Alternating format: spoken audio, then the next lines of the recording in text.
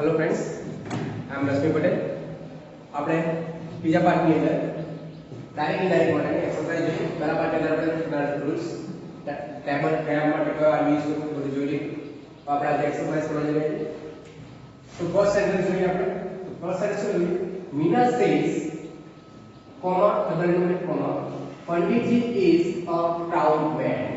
Okay, तो मीना को જોઈએ સ્પીકર સ્પીકર ને બોલના સેઝ શું છે આરવી રિપોર્ટેડ વર્બ અહીંયા લિસ્ટર આપ્યું નથી અને જે આરવી આપ્યું છે કયા કાળનું છે પ્રેઝન્ટ કાળનું કયા કાળનું છે પ્રેઝન્ટ એટલે વાક્યની અંદર જે ડીએસ શું છે તો ઇન્વર્ટેડ કોમા આપેલું આપણે શું કહીએ ડીએસ ડાયરેક્ટ સ્પીચ નું સેન્ટેન્સ। ઓકે, તો શું થશે तो मीना बोले पर आरवी જે પ્રેઝન્ટ કાળનું છે એટલે આરવી નું ચેન્જ થશે સેઝ નું શું રહેશે સેઝ રહેશે। શા માટે સેઝ રહેશે તો અહીંયા લિસ્ટર આપ્યું નથી એટલે મીના સેઝ એ સાચું રહેશે પણ મીના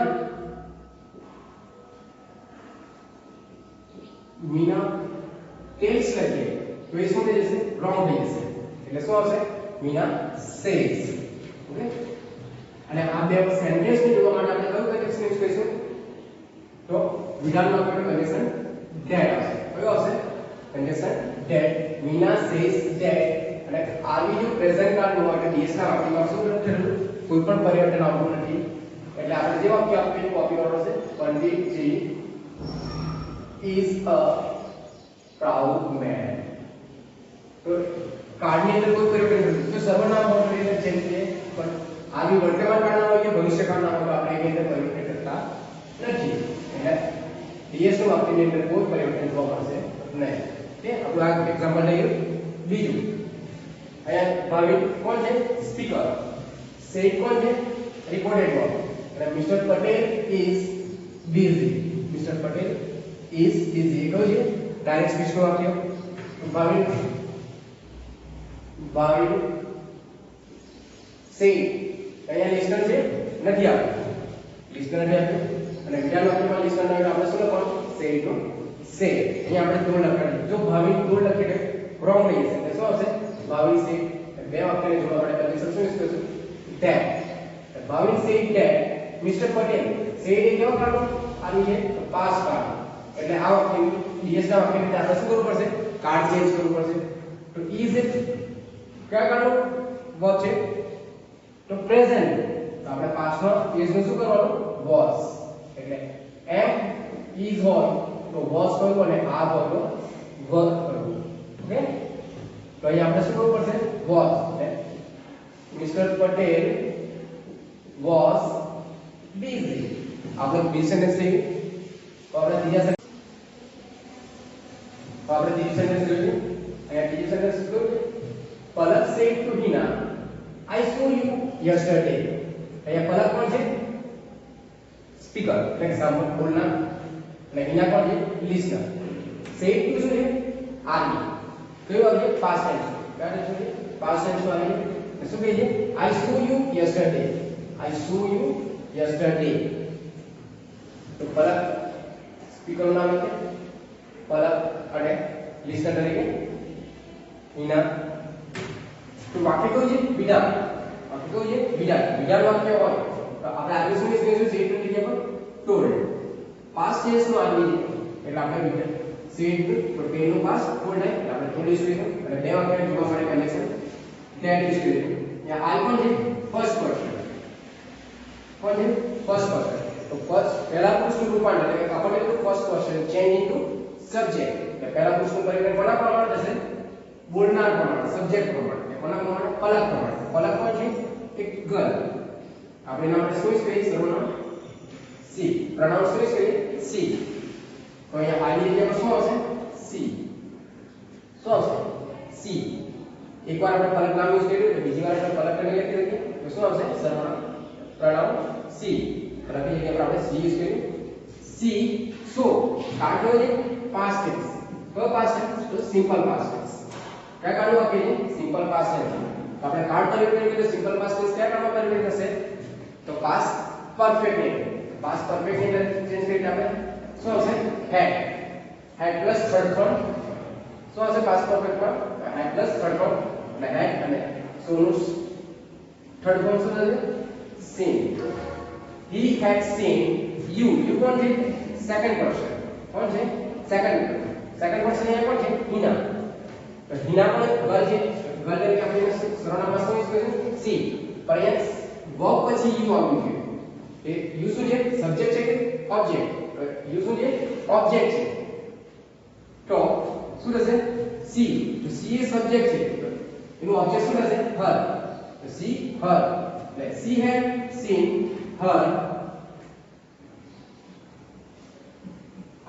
અને yesterday નું પરિવર્તન શેમાં કરશું the last day અથવા the previous day the last day તો આપણો બીજો સેન્ટેન્સ છે એ રીતે આગળનું સેન્ટેન્સ જોઈએ એ પણ શું છે he said to me I shall bring your book tomorrow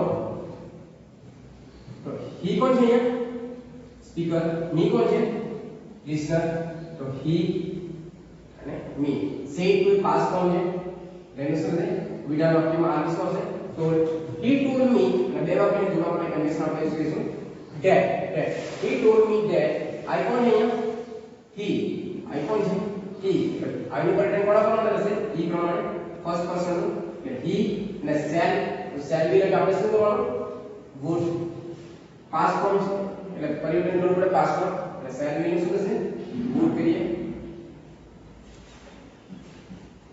would model auxiliary is verb હોય એટલે પછી verb ના ફર્સ્ટ ફોર્મ છે એટલે bring નું bring એટલે રહેશે bring your શું છે second person change into listener object પ્રમાણે થશે તો me છે ઓબ્જેક્ટ કોણ છે me you નું શું રહેશે me me નું શું રહેશે તો you એ શું છે adjective you yours yourself you I નું શું થશે I me my you શું થશે my book tomorrow શું થશે the next day અથવા the following day લખી શકો તો આ your નું my કેવી રીતે તો me પ્રમાણે ચેન્જ કરવાનું કોના પ્રમાણે ચેન્જ કરવાનું રહેશે ફર્સ્ટ પર્સન પ્રમાણે એ ફર્સ્ટ પર્સન છે એનું ચેન્જિંગ સારા પ્રમાણે થશે ફર્સ્ટ પ્રમાણે અને bring નું આપણે પાસ કરવી શા માટે કોઈ પણ મોડલ ઓક્સિલરી વર્બ પછી વર્બ ના ફર્સ્ટ ફોર્મ હોય છે ગેરંટી જો એટલે આપણે bring next હવે જોઈએ next sentence the old man said to me can you help me કેવું વાક્ય છે ક્વેશ્ચન વાક્ય કેવું વાક્ય છે ક્વેશ્ચન વાક્ય the old man કોણ છે સ્પીકર લખીએ the old man said to me dictionary એટલે લખીએ વાક્ય કયું છે ક્વેશ્ચન વાક્ય એટલે આપણે આગે શું યુઝ કરીશું ask શું યુઝ કરીશું ask એટલે બે વાક્યને જોડવા માટે કનેક્શન શું યુઝ કરીશું કનેક્ટર શું યુઝ કરીશું તો if અથવા તો WH ક્વેશ્ચન what અથવા તો greater અહીંયા ક્વેશ્ચન સારા પૂછાય છે હેલ્પિંગ વાક્ય can he સારા પૂછાય છે હેલ્પિંગ વાક્ય can he આપણે આગે શું યુઝ કરવાનું if જો WH ક્વેશ્ચન પૂછાયો હોય તો આપણે WH ક્વેશ્ચન કનેક્શન બનાવવું પણ અહીંયા હેલ્પિંગ વાક્ય પૂછાયો છે એટલે કનેક્શન શું બનાવશું if can you help me તો આ વાક્યને પહેલા આપણે શું કરવું પડે અસર્ટિવ બનાવવું પડે વિધાન વાક્ય બનાવવું પડે ક્વેશ્ચન એટલે can you help me નું શું થશે તો જે હેલ્પિંગ વર્બ છે કે જે સબ્જેક્ટ છે એટલે આગળ પાસે જે છે you can help me તો વિધાન વાક્ય બનશે you કોણ છે અહીંયા me સેકન્ડ પર્સન me એટલે શું થશે I સબ્જેક્ટ છે you એટલે I થશે અને can you pass could અહીંયા પણ મોડલ છે એટલે વર્બ ફર્સ્ટ ફોર્મ છે હેલ્પ me કોણ છે ઓલ્ડ મેન ફર્સ્ટ પર્સન છે એનું સબ્જેક્ટ એટલે કે બોલના પ્રમાણ થશે એટલે me નું શું થશે ઓલ્ડ મેન એટલે આપણે યુઝ કરીએ he તો me I નું કર્મ છે તો he નું કર્મ શું થશે in તો the old man asked me if I could help him next બીજું એક અહીંયા Mr. Desai said to Mrs. Desai said to Mr. Desai, why did you teach English? अपन को वाक्य है क्वेश्चन वाक्य अपन को वाक्य है क्वेश्चन वाक्य Mrs. Desai कौन है स्पीकर काट देखिए Mrs. Desai कौन है भाई Mr. Desai है वाक्य क्यों है question let's say army space पे सब ask क्वेश्चन वाक्य आर्मी स्पेस पे क्या है ask અને અહીંયા આપણે કન્ડિશન તરીકે શું યુઝ કરશું why શા માટે why અહીં આપણે WH ક્વેશ્ચન તરીકે y આપ્યો છે WH ક્વેશ્ચન જેવું આપણે ક્વેશ્ચન પૂછાય છે એટલે કન્ડિશન શું આવશે y ને આપણે પૂછ્યું આ વાક્ય એ વાક્યને આપણે પહેલા તો શું બનાવવું વિધાન એટલે કે અસર્ટિવ બનાવવું એટલે આપણે શું બનાવીએ ડી કાઢી નાખશું એટલે અહીંયા is નું શું થશે taught you taught is આ વાક્ય બનશે એટલે આ કાઢો simple past tense simple past tense એટલે સિમ્પલ પાસ્ટ ટેન્સ સામે ચેન્જ થશે પાસ્ટ પરફેક્ટ ની અંદર તો શું આવશે યુ કોણ છે અહીંયા યુ કોણ છે મિસ્ટર દેસાઈ મિસ્ટર કોણ ચેન્જ થાય મિસ્ટર દેસાઈ માટે શું છે ઈ શું છે ઈ અને પાસ્ટ પરફેક્ટ માં ચેન્જ એટલે શું હશે પાસ્ટ પરફેક્ટ ની વાત છે હેડ પ્લસ થર્ડ ફોર્મ એટલે he had taught નું થર્ડ ફોર્મ taught English ठीक है नेक्स्ट एक वाक्य हमारा वाला होमवर्क है चेक एक्सरसाइज में से दर्शन said to means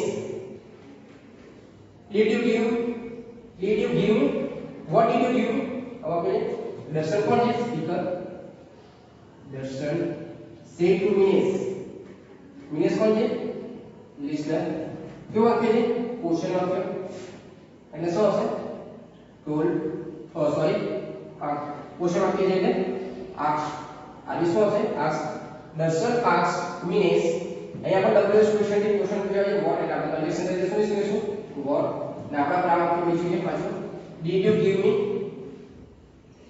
તો એના પર આપણે શું કહીશું વિધાન બનાવશું એટલે did ઇંગ્લિશ અને give નું શું થશે gave તો આપણ ટેન્સ છે સિમ્પલ પાસ્ટ અને એનું પરિવર્તન આપણે શું કરીશું પાસ્ટ પરફેક્ટ ની અંદર શું આવશે યુ કોણ છે મીન્સ માટે આપણે શું યુઝ કરીશું સર્વનામ he અને give છે એટલે આપણે સિમ્પલ પાસ્ટ પરફેક્ટ માં કરીને had plus third form he had give નું થર્ડ ફોર્મ શું થશે given me કોણ છે અહીંયા દર્શન માટે યુઝ થાય છે દર્શન માટે આપણે શું યુઝ કરીશું he તો I નો ઓબ્જેક્ટ me તો he નો ઓબ્જેક્ટ શું થશે him so Darshan asked me what he had given him.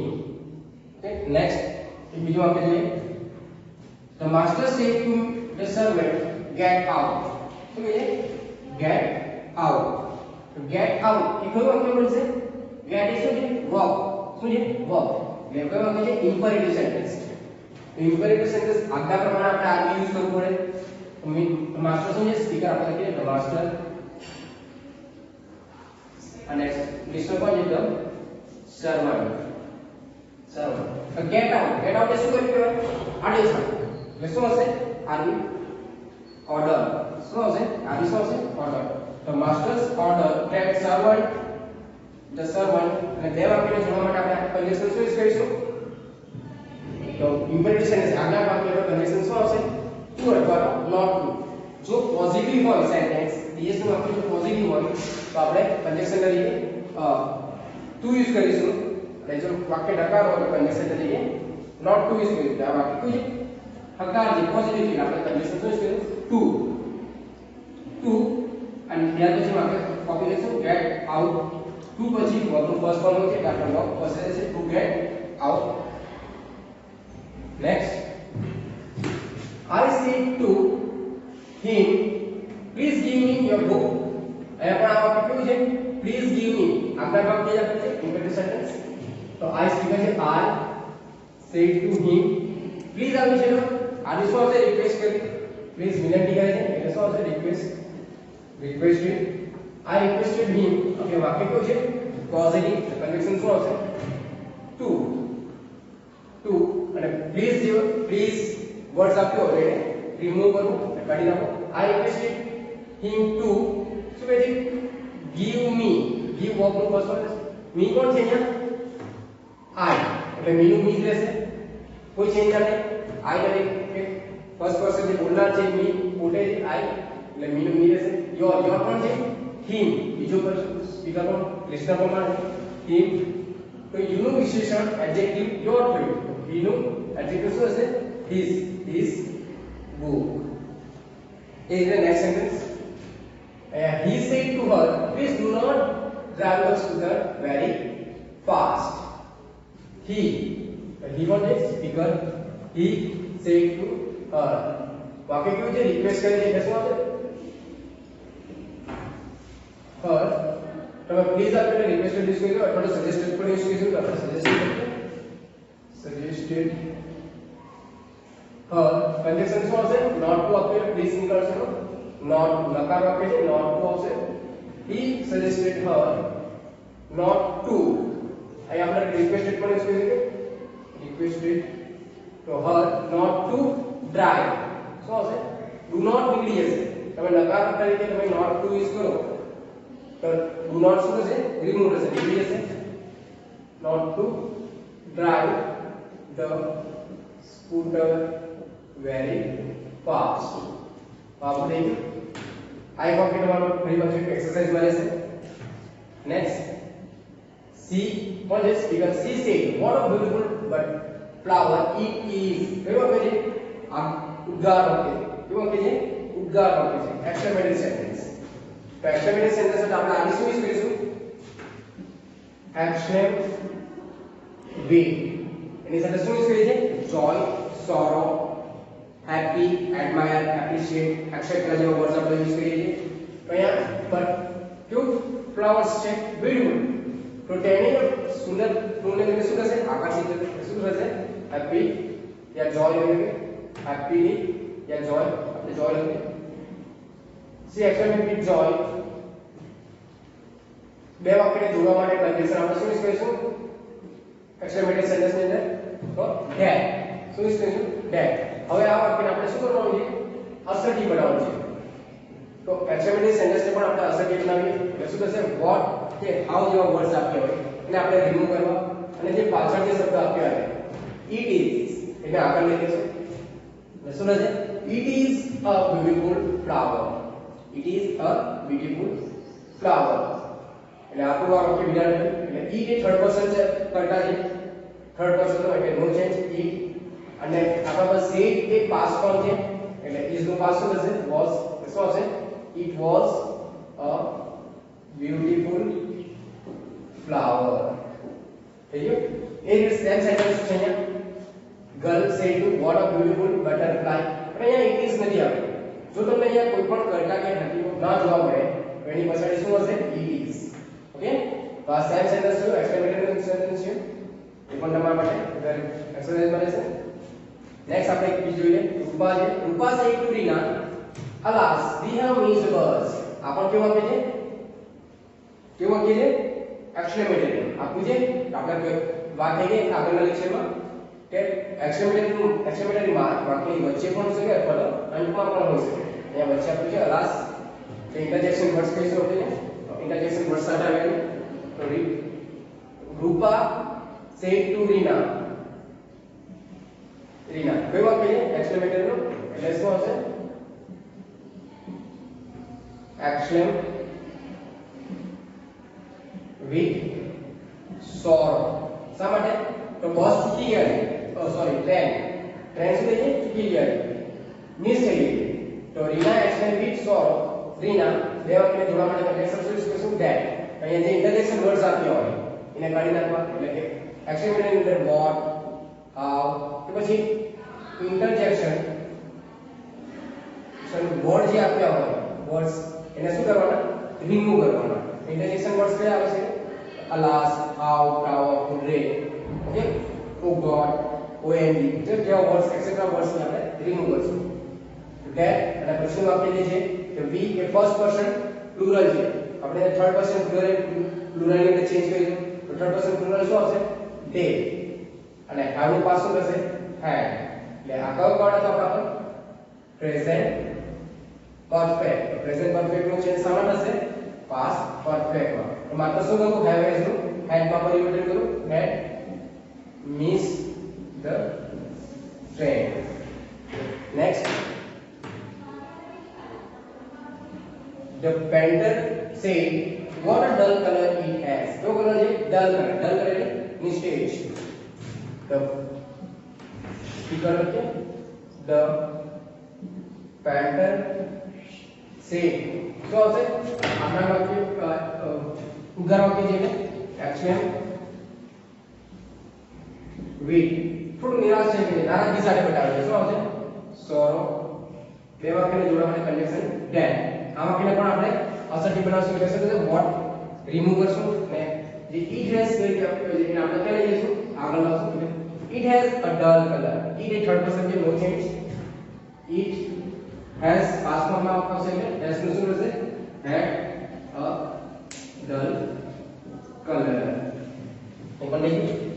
Next એક બીજું વાક્ય છે. the student said to the teacher let's go for picnic. let's કયું વાક્ય છે? let's વાળું. તો સ્પીકર કોણ છે અહીંયા? the students said to the teacher. કોને કહે છે? ટીચર. તો લેટ્સ વાળા વાક્યને આપણે આને શું યુઝ કરીએ? પ્રોપોઝેડ ટુ અથવા તો સજેસ્ટેડ. તો આપણે અહીંયા પ્રોપોઝેડ ટુ યુઝ કરીએ. Proposed to the students proposed to the teacher. અને લેટ્સ વાળા વાક્યની અંદર આપણે કન્ડિશન તરીકે શું યુઝ કરીએ છીએ? that. કન્ડિશન શું આવે? that. એટલે આપણી વાત થઈ હતી ટેબલ દરમિયાન જો લેટ્સ આપ્યો હોય તો લેટ્સ ને શું કરવું? રિમૂવ કરવું. એની જગ્યા પર શું લખવું? they should. શું લખવું? they should. અને ત્યાર પછી વાક્ય શું કરવું? પીટુ કોપી કરવું. go for a picnic. વાક્ય સરળ વાક્ય છે. લેટ્સ ને રિમૂવ કરીને તેની જગ્યા પર they should લખ્યું અને આલુ તરીકે આપણે પ્રોપોઝિટ યુઝ કર્યું.